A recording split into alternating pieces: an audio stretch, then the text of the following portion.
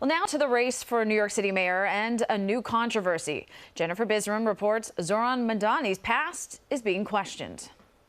This is politics. This is New York. So literally anything can happen. The latest polls show Queens Assemblyman Zohran Mamdani as the New York City mayoral frontrunner, beating former Governor Andrew Cuomo and Mayor Eric Adams.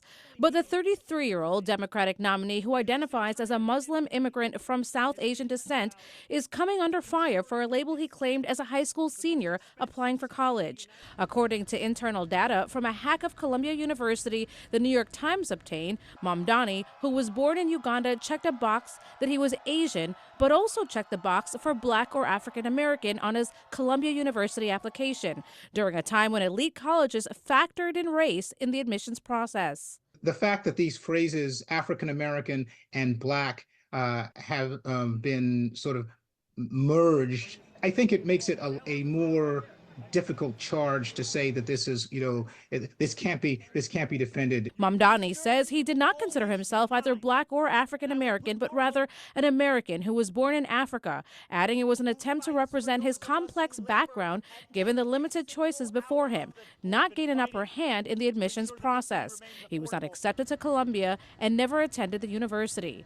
But Mayor Adams is calling it an insult to every student who got into college the right way, adding the African American identity is not a checkbox of convenience. For someone to exploit that for personal gain is deeply offensive. Mayor Adams is certainly going to use that. I don't know how much of an issue that's going to be. Republican Curtis Sliwa, who's also running for mayor, chimed in at the Travis 4th of July parade on Staten Island. The fact that he checked off Asian, African American, he said he was from Uganda, is that the best they have on him? Let's get back to the issues. There's new controversy surrounding Mayor Adams' re-election campaign, too. CBS News New York learned his former staff members, including Ingrid Lewis-Martin, who was indicted on bribery charges, and Winnie Greco, whose home was raided by the feds during Adams' corruption case, have joined his re-election campaign as volunteers. A campaign spokesperson telling us they do not have any official role in the campaign.